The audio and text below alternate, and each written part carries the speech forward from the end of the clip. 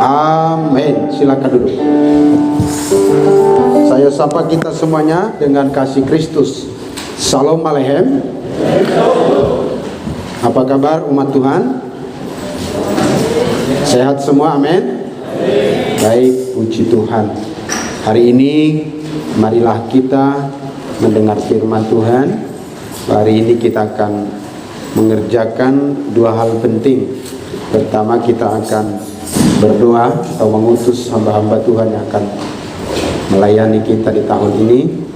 Dan yang kedua, kita juga akan perjamuan kudus. Oleh sebab itu, Bapak Ibu Saudara, mari kita perhatikan sebentar firman Tuhan yang akan kita dengarkan pada kebaktian kita ini. Berhubungan dengan itu, saya rindu kita akan membuka Yesaya pasal 6 ayat 8. Ayat ini sudah dibahas khususnya di dalam pembekalan pelayan yang disampaikan oleh Ibu Gembala mengenai panggilan dari Tuhan. Sebab itu saya meminta kembali kita membaca untuk kita pahami. 1, 2, 3, ya. Lalu aku mendengar suara Tuhan berkata, siapakah yang akan kuutus dan siapakah yang mau pergi untuk aku? Maka sahutku, ini aku, utuslah aku.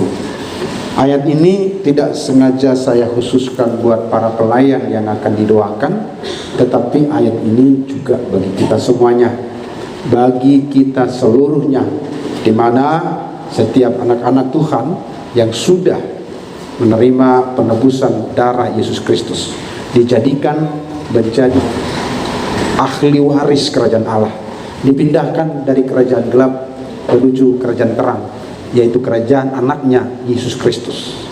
Dia adalah orang yang harus mengerjakan pekerjaan Tuhan. Amin. Sekali lagi, ini perlu dipahami. Ayat ini tidak saya ambil secara khusus untuk para pelayan, tapi untuk semua jemaat Tuhan yang telah menerima penebusan, telah disebut warga kerajaan sorga, telah disebut keluarga Allah, orang yang telah mengalami keubahan hidup, lahir baru, menerima Yesus, pindah dari kerajaan gelap kepada kerajaan anaknya yang kekasih, yaitu Yesus Kristus, kerajaan terang.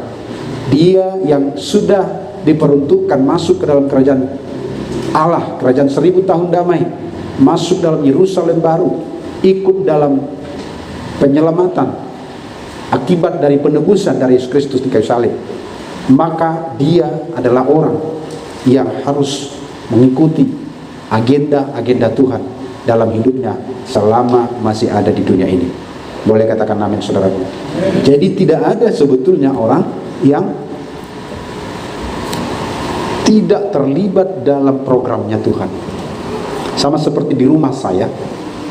Di rumah saya, entah dia anak kandung saya, entah dia anak pertama, anak kedua, anak ketiga, entah dia anak kandung atau anak angkat, atau orang yang tinggal di rumah saya, entah dari keluarga dekat atau keluarga jauh, entah dia siapapun itu, entah dia anak kos di rumah saya. Kalau dia sudah ada di rumah saya, dia mesti menjalankan agenda-agenda rumah saya dengan tujuan supaya semuanya berjalan menurut kehendak yang punya rumah. Tidak boleh di rumah saya anak kandung atau anak tidak kandung dia suka-sukanya, nggak bisa.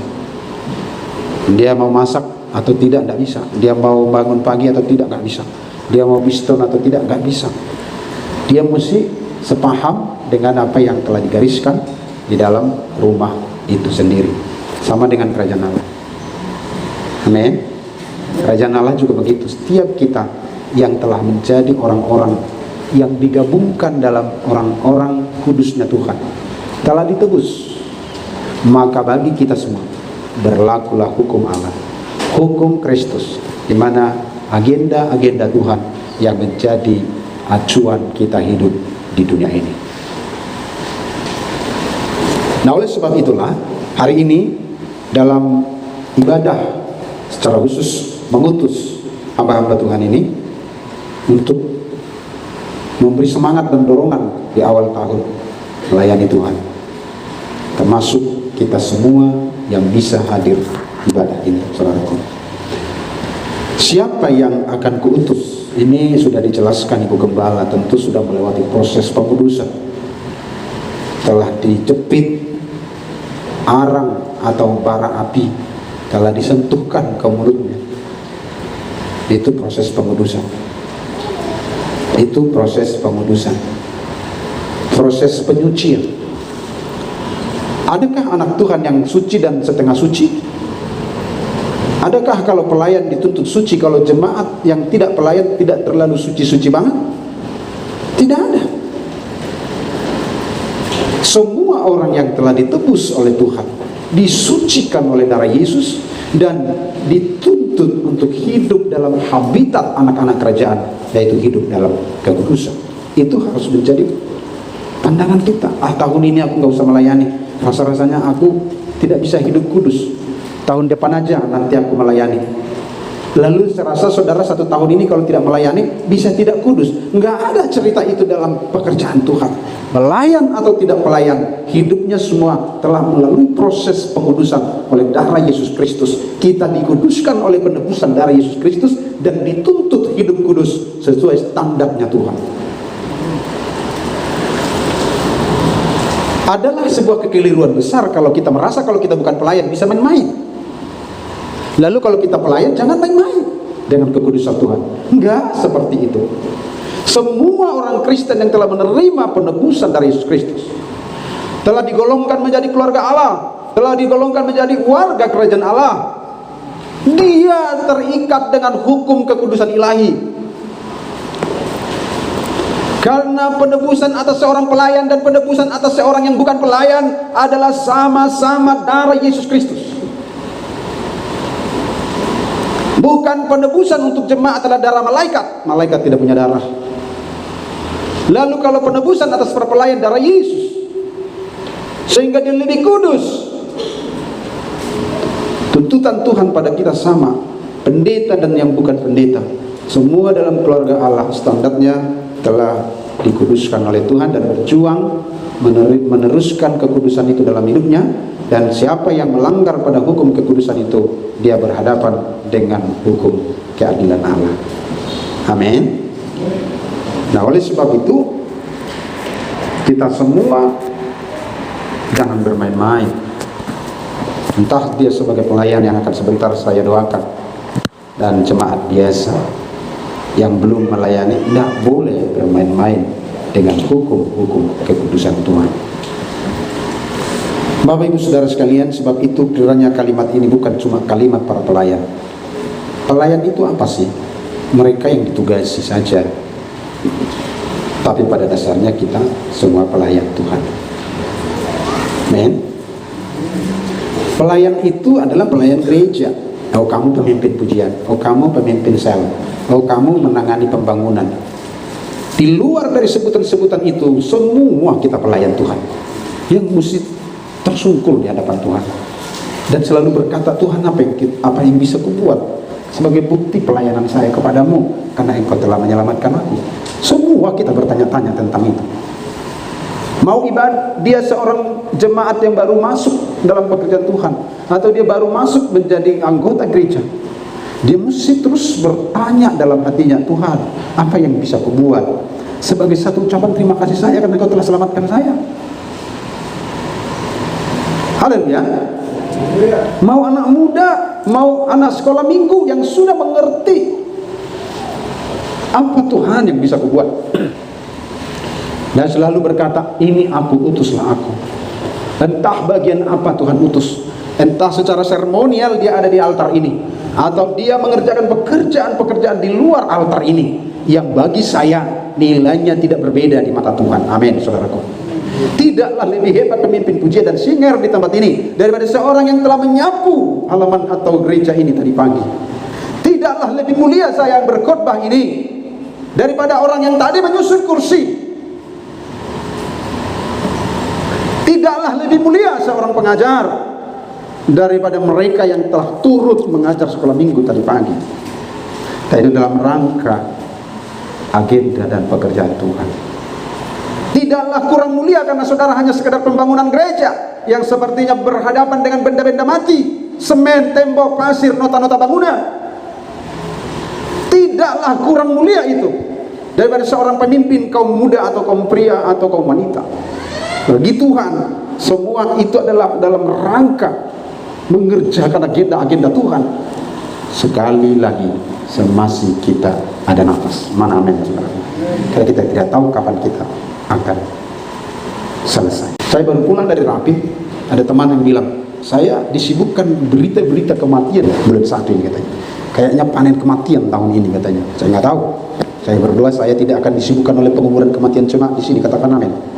Tapi saya disibukkan untuk katekisasi baptisan jemaat-jemaat yang akan disornokkan ke laut sana, karena dia menerima Yesus sebagai Tuhan dan Juru Selamatnya. Saya berdoa saya tidak sibuk mengurusi kematian dulu di tahun ini. Walaupun dia bilang begitu, terpikir saya, banyak mati Pak katanya. Itu dari jemaat dan teman-teman pendeta banyak mati. Ya, saya lihat juga memang postingan-postingan banyak yang mati. Jadi maksudnya kita tidak tahu, dan saya sudah berjanji tidak akan menceritakan soal kematian saya tidak akan menceritakan soal sakit saya.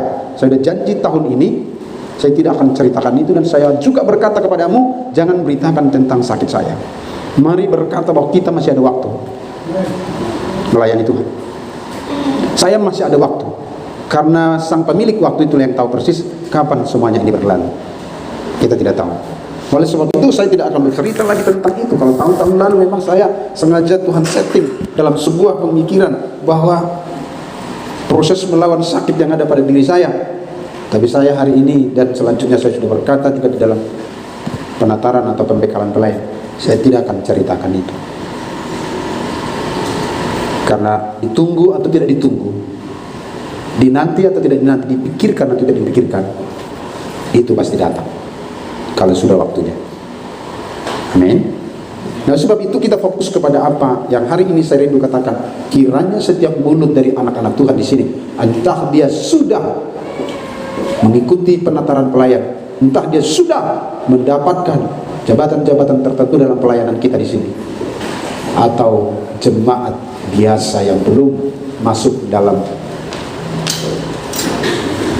pelayanan yang diamanahkan.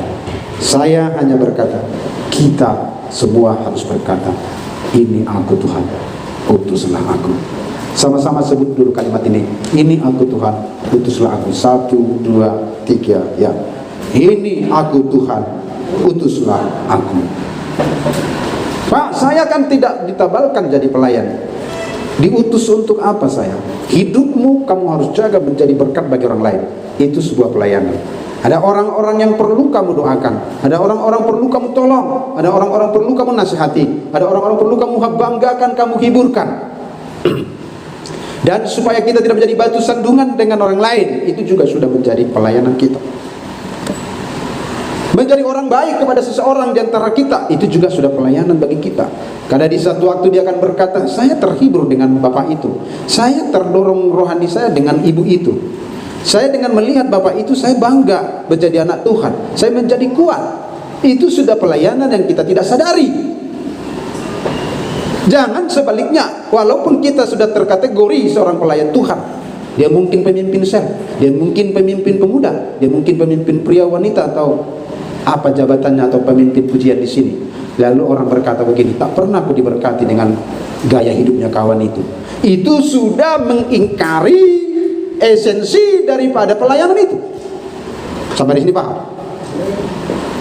Coba saya seorang pendeta, tapi orang berkata begini, dan diberkati mamerin buhini aman tapi dan diberkati, sudah mengingkari esensi dari panggilan itu sendiri sebagai pelayan. Dan sebaliknya, walaupun saya tidak memiliki jabatan-jabatan tertentu dalam pelayanan, kalau hidupmu telah memberkati orang lain, itu juga sudah pelayanan.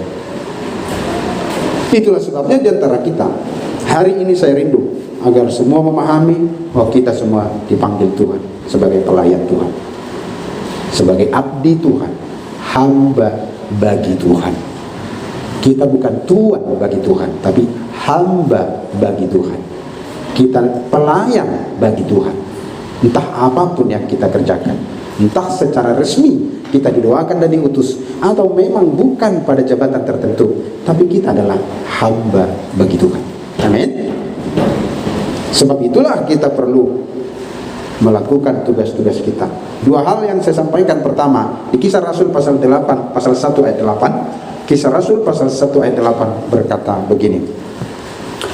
Kisah 1 ayat 8, sama-sama kita membaca 2, 3, ya.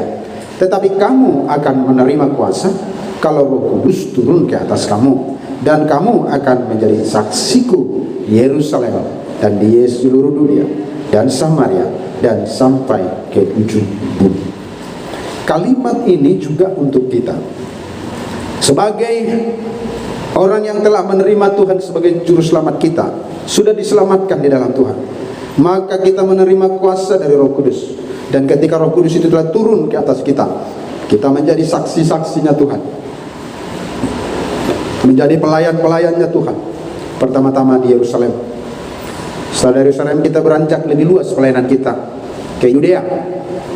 Dari Yudea kita juga akan berangkat ke Samaria, di luar lebih luas, dan terakhir sampai ke ujung-ujung bumi. Itulah target pelayanan kita dengan penuh Roh Kudus. Adakah pelayan penuh Roh Kudus lalu jemaat tidak penuh? Tidak juga ada kategori itu saya sebut dalam Alkitab. Hai rasul-rasul, hai pelayan-pelayan, hai diaken-diaken penuh Roh Kudus, lalu jemaat tidak penuh Roh Kudus. Semua harus penuh Roh Kudus. Oleh karena Roh Kudus yang telah turun atas kita, dan buah-buahnya itulah mendorong kita melakukan sesuatu menurut agenda-agenda Tuhan. Dan kalau orang sudah dipenuhi dengan Roh Kudus, tidak mungkin dia tidak mengerti tujuan Roh Kudus itu dalam hidupnya. Dia mesti menjadi saksi. Saksi mungkin bisa kita berkata-kata dengan ayat-ayat yang kita hafal dan kita tahu, tapi saksi juga dari hidup kita, orang lain terberkati, tetangga-tetangga diberkati, teman kerja kita diberkati. Makanya saya sangat rindu para pelayan, kita semua ditolong Tuhan. Makanya hubungan sesama pelayan harus harmonis. Karena bagaimana kita punya hati lagi menyelamatkan orang yang bukan sesama kita, kalaupun sesama kita, kita sudah tidak bisa berdampingan dengan baik. Sebab itulah, kalau ada persoalan-persoalan di antara pelayan dan sesama jemaat, kita tidak perlu menunggu perpanjangan waktu untuk itu, selesaikan dengan baik.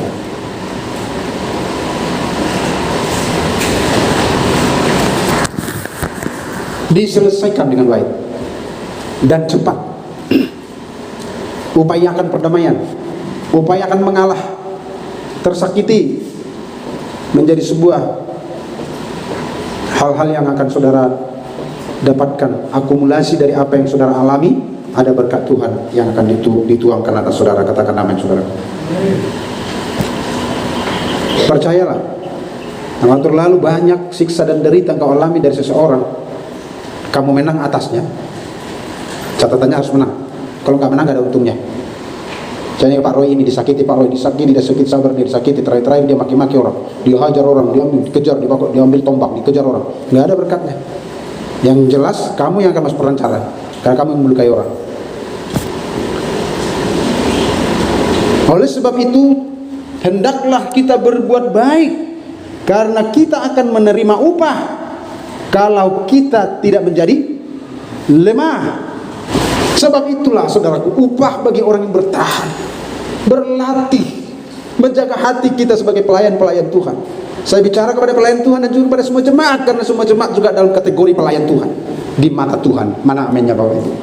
Saya ulang sekali lagi, bukan kalau jemaat bebas. Makanya jangan selalu ini, ala do pelayan ho. Nggak bisa begitu. Maksudnya kalau pelayan bisa harus baik-baik, nggak pelayan nggak baik. Semua harus baik, karena itulah kategori. Karena pelayan kau, dikit-dikit pelayan kau. Nanti seberang tetanggamu akan bilang gini, karena Pentakosta nanti seberang orang yang Kristen Islam bilang gini, katanya Kristen kau. Karena nggak ada kategori itu. Yang saya temukan, kita semua anak-anak Tuhan adalah hamba bagi Tuhan, yang masing-masing mempertanggungjawabkan dirinya untuk tetap menjadi berkat bagi sesamanya. Kalaupun ada kelebihannya sedikit, iya. Karena apa? Pelayan Tuhan lebih dituntut. Kenapa lebih dituntut? Karena dia lebih banyak tahu, dia belajar banyak. Sehingga apa yang banyak dituntut banyak, yang sedikit dituntut sedikit. Kalau misalnya jemaat biasa tuh hafal 10 ayat, kita hafal 100 ayat, kita yang dituntut untuk 100 ayat. Tapi sama-sama dituntut juga. Sebagai orang Kristen kenapa tidak hafal ayat? Karena kita semua ada tuntutannya sesuai level masing-masing. Kepada gembala ya pasti dituntut lebih banyak, karena sekolahnya aja juga udah 7 tahun, 5 tahun untuk S1, 2 tahun untuk S2. Ya dituntut banyak lah. Tapi sama-sama dituntut sesuai porsi masing-masing. Nah, oleh sebab itu para pelayan Tuhan, saya minta kepada kita penuh dengan Roh Kudus dan semua menjadi saksi di rumah kita sendiri, di tetangga kita, di kampung kita, di negeri kita, bahkan sampai ke luar negeri, ujung-ujung bumi. Tuhan minta kita menjadi saksi. Di dalam kata saksi terikat kata di dalamnya pelayan Tuhan. Karena kesaksian kita akan ditolak Tuhan kalau hidup kita tidak benar. Kesaksian kita akan ditolak oleh orang-orang lain kalau kita tidak benar.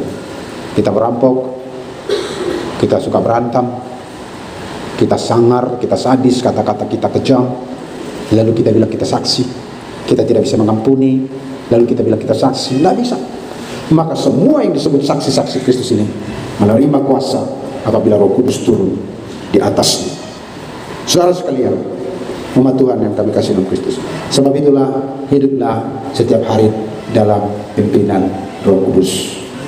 Roh Kudus yang memampukan kita melayani dalam bidang apapun. Saya hanya sebagai ibu rumah tangga, Pak. Apa tugas saya? Kamu saksi bagi suamimu. Kalau suamimu belum bertobat, tobatkan dia. Dengan kehadiranmu di rumah itu, kamu jadi berkat bagi suami. Suamimu memandang dari jauh, dan lama-kelamaan dia berpikir, ada sesuatu yang perlu saya lihat dalam istri saya ini. Baiknya, perhatiannya. Saya sudah kasari dia, tapi dia baik ya. Atau sebaliknya, suaminya yang sudah mengenal Tuhan, istrinya belum. Itu pelayanan kita. Itulah pelayanan Yerusalem. Roh Kudus memampukan kita untuk itu. Yang kedua, dalam 1 Korintus pasal 9 ayat 19 sampai 23, ini yang terakhir, dikatakan di sana bahwa kita akan menjadi segala sesuatunya untuk segala sesuatu. Ini kalimat seperti berbau filosofi, tapi sudah dengar baik-baik. Menjadi segala-galanya untuk segala sesuatunya karena Injil. Ini falsafah pelayan. Dan ini kriteria hidup Paulus. Saya baca bersama saudara ayat 19 saya, ayat 20 Bapak Ibu secara serentak. 1 Korintus 9 ayat 19 demikian. Sungguh pun aku bebas terhadap semua orang. Aku menjadikan diriku hamba dari semua orang, supaya aku boleh memenangkan sebanyak mungkin orang.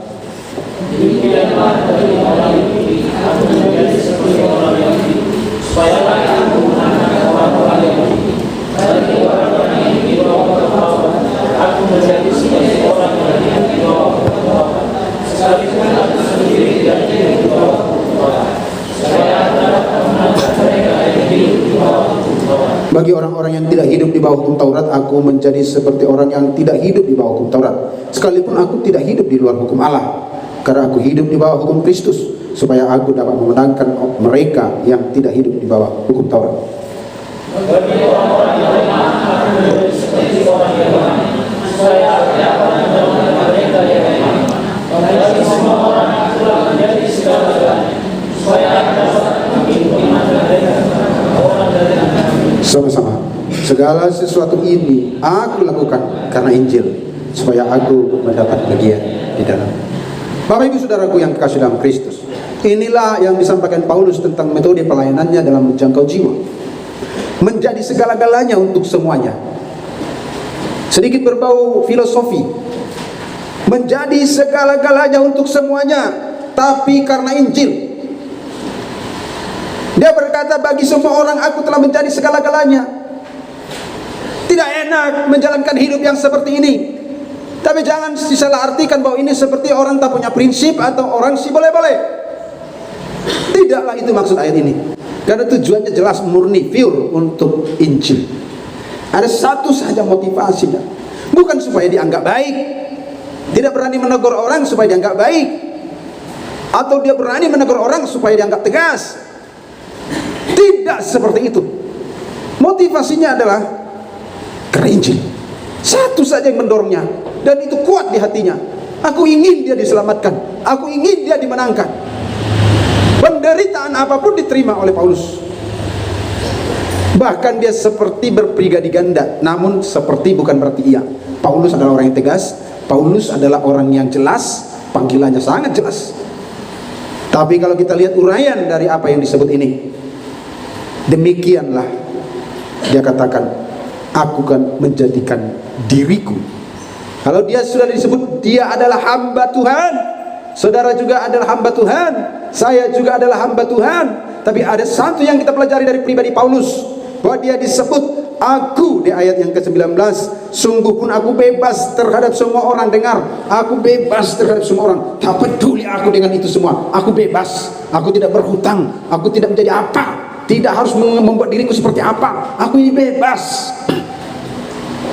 Tapi perhatikan, aku menjadikan diriku hamba dari semua orang. Mudah menyebut diri menjadi hamba Tuhan. Ayah Pak Gabriel, Pak Pahan itu hamba Tuhan. Wah, enak. Pak Roy itu hamba Tuhan di GBD Keluarga Allah. Pak Mane, ya. Ayo disebut hamba semua orang. Pahami apa yang disebut hamba semua orang. Demikian katanya, aku menjadikan diriku hamba dari semua orang. Semua orang, yang dimaksud semua orang di sini itulah kategori yang diuraikan di bawah. Bagi orang Yahudi, non Yahudi, yang di bawah hukum Taurat, yang tidak di bawah hukum Taurat, bahkan yang terakhir bagi orang-orang lemah, pengertian kerohaniannya lemah, orang tak terpandang.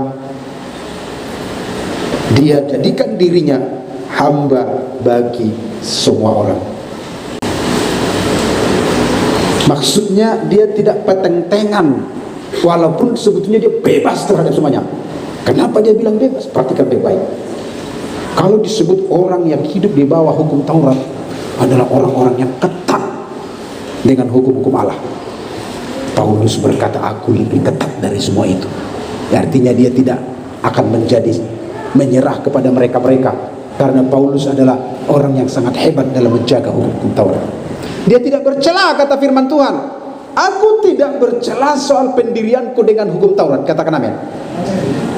Terus apa yang membuat dia harus seperti lemah dan menjadi hamba kepada orang-orang yang hebat-hebat itu? Karena ingin menyelamatkan mereka, itu aja. Artinya begini, bukan saya kalah tanding dengan otakmu. Kau buka ayat mana, pasal mana soal Taurat, aku telah pelaku dari kecil dan aku guru tentang itu. Tapi kalau aku pun menjadi hamba untukmu, seolah-olah aku tak berdaya. Satu aja tujuanku, supaya kau mengenal Injil. Kepada orang-orang di luar hukum Taurat, ya saya juga bukan di bawah hukum Taurat, dia membawakan dirinya. Bahkan kepada orang-orang lemah, ayat 22, bagi orang-orang yang lemah, aku menjadi seperti orang yang lemah. Ini dan itu karena begini. Dalilnya tadi, begininya kawan, dalam mengikuti Tuhan ini memang kadang kita seperti ini. Tapi saya percaya, ya, tidak ada yang sempurna, tapi kita belajar. Dia penuh roh penerima. Tapi jangan menyerah ya kawan. Belajar kita berjuang ya. Dia nggak bilang gini, nggak bisa begitu. Kita harus begini, kau apa? Sampai kapan kau? Nggak bisa. Karena dia seperti orang lemah terhadap orang lemah. Tapi tujuannya apa? Bukan supaya dia dianggap friendly. Karena ingin menolong yang lemah ini supaya dia kuat dan menerima Injil. Kepada orang-orang lemah, bukan saja lemah rohani, tapi memang orang-orang yang menolak Injil. Dia nggak datang dengan gagah-gagahan. Orang-orang yang tidak paham dengan pengetahuan. Sebab pada zaman ini ditulis, soalnya ada orang-orang golongan-golongan orang pintar, orang-orang Sokrates, kalangan-kalangan pemikir. Paulus lebih hebat dari pemikir itu. Tapi dia menjadikan dirinya seperti orang yang mampu memikirkan itu, lalu bisa membawa mereka kepada Kristus. Tapi ada sebagian orang yang tidak paham apa-apa, kaum duafa, kaum miskin ilmu, miskin pengetahuan, miskin juga sosial. dia juga hadir seperti orang lemah, seperti orang tak berpendidikan. Padahal dia adalah orang hebat, anggota Sanhedrin. Dia datang menjangkau dia. Itulah sebabnya dia sebut di awal tadi disebut, aku menjadikan diriku hamba dari semua orang. Lalu di ayat yang ke-22 dikatakan, bagi semua orang aku telah menjadi segala-galanya. Joker. Joker dalam pengertian bukan berarti dia tidak punya prinsip, tapi dia berjuang bagaimana orang diselamatkan. Bagi orang seperti ini, seperti Paulus, ini tidak ada penolakan pada siapapun. Bukan berarti dia jadi terkontaminasi dengan kesalahan dan dosa, dia juga tidak.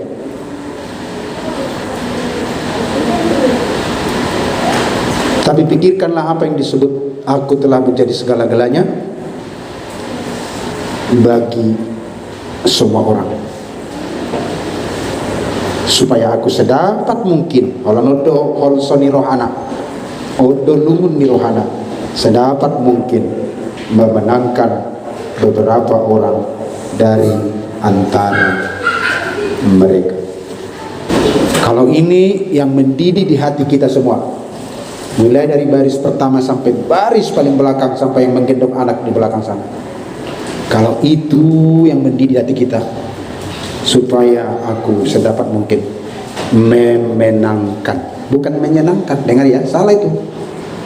Kalau kita berusaha menyenangkan semua orang, gak ada tujuannya itu apa-apa itu. Supaya dia nggak jagonya itu, supaya dia nggak hebat, friendly dan diterima. Bukan. Supaya sedapat mungkin memenangkan, menjadikan orang yang tidak percaya menjadi percaya, menjadikan orang lemah menjadi kuat, menjadikan orang yang berpatokan pada hukum Taurat menjadi pengikut Kristus. Hanya itu tujuannya. Maka ayat 23, segala sesuatu ini aku lakukan karena Injil, supaya aku mendapat bagian di dalamnya.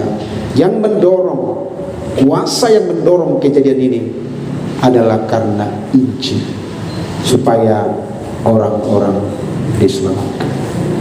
Ini acuan bagi para pelayan yang akan didoakan hari ini, apapun ceritanya dalam ladang pelayanan yang berbeda-beda. Memang Tuhan tak tahu itu ada berbeda-beda hati kita, tapi tempatkan dirimu seperti Paulus, bagi semua orang aku telah menjadi segala-galanya, supaya Tuhan yang dimuliakan, pekerjaan Tuhan dimajukan.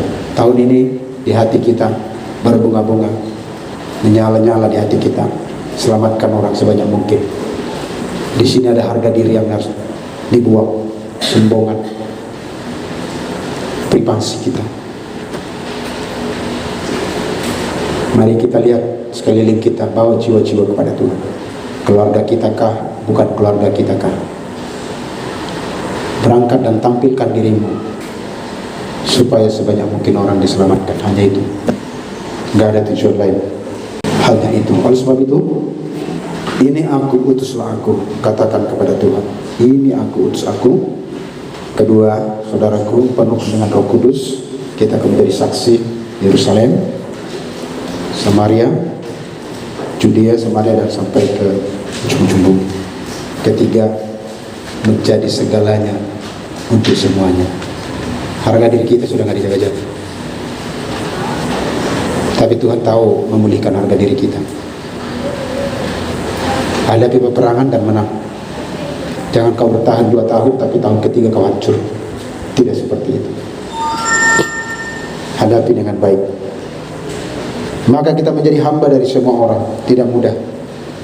Kadang kebenaran kita pun harus terkubur. Terserah, Tuhan nanti yang bangkitkan. Harga diri saudara serasa terinjak, nanti Tuhan bangkitkan. Menangkan orang Yahudi, menangkan orang di bawah hukum Taurat, menangkan orang yang di luar hukum Taurat, seperti orang-orang Yunani yang tidak hidup dalam hukum Taurat. Dia menangkan orang-orang lemah yang tidak berpengharapan, yang tidak punya iman sedikit pun, bahkan menentang iman kita. Menangkan mereka bagi Tuhan. Tidak ada menghakimi, tetapi mengasihi. Katakan amin Bapak Ibu. Tidak ada membuang, tetapi merangkul. Tidak ada yang menolak, tetapi meraih. Tidak ada yang menilai-nilai, tetapi memberi nilai. Amin. Beri nilai kepada orang. Yang tak bernilai, buat bernilai. Itu pekerjaan mulia yang gak bangkit-bangkitkan supaya bernilai. Sate soto mate naoto, tapi yang bilang sate soto merdongan kue nisut, ajari naoto asalam bisu. Amin. Boleh katakan amin. Yuk, saya rindu semua keluarga Allah ini sama-sama memberi nilai kepada orang lain. Bangkitkan aja orangnya semampu kita. Inilah tuntunan bukan saja kepada pelayan yang hari ini, pada semua orang yang ada di gereja ini. Tolong saling kita membangun di dalam Tuhan, dan masing-masing pertanggungjawabkannya kepada Tuhan pada waktunya. Karena saya katakan, Sang Pemberi waktu tidak memberi bocoran kapan kita mati. Dia berdaulat atas itu selagi masih ada waktu. Saya tidak mau membicarakan tentang sakitku dan kapan aku mati. Tapi mau apa yang kita bisa buat meraih orang-orang untuk Tuhan. Saya membayangkan secepatnya gereja ini selesai. Asal terpindah-pindah itu saja. Amin. Secepatnya kita. Saya sudah bayangkan kalau ada di lantai 2 begitu luas, kursi tersusun, ramai orang memuji Tuhan. Di sini speaker kita pun baru diganti udah truk. Karena dia apa? Speaker untuk ruang terbuka kayak gini kan seher langsung terbigi. Jadi Bapak Pahat pun masuk ke sana. Gak kedengaran Pak, iya gak kedengaran kan dulu sini. Coba kalau ini di ruang tertutup, pakai lens sautik boh menindak. Saya digas pe, tong dak kabigian. Karena ruang terbuka, kedengaran apa? Karena banyak suara bising yang mengganggu suara kita ini. Baru saya ganti, saya dengar double crack lagi. Baru saya ganti. Karena memang nggak mampu ruangan ini. Seharusnya kita punya speaker yang skala lapangan 20.000 watt gitu. Malu dia kuat. Coba kalau ini di ruangan segitu, takut kali nih turunin. Saya rindu cepatnya kita keluar dari ruangan ini. Kita ada di ruangan sana. Maka panitia yang saya doakan sebentar nangis berdoa kepada Tuhan. Tuhan, kami buat apa? Sama-sama terus berdoa. Dipimpin atau tidak dipimpin Pak Gembala, rapat kalian, berdoa kalian. Apa yang kita bisa buat? Sama-sama kita kejar. Saya berdoa kepada Tuhan. Tuhan, tolong tahun ini kami harus pindah dari sini ke sana. Entah di bawah atau di atas. Tapi hatiku di atas lah. Makanya apa yang tidak mungkin bagi Tuhan? Kalau kita satu hati kita berdoa, segera Tuhan kerjakan supaya tahun ini kita tidak di sini lagi, pindah kita ke daerah di mana semestinya kita beribadah. Demikian firman Tuhan bagi kita.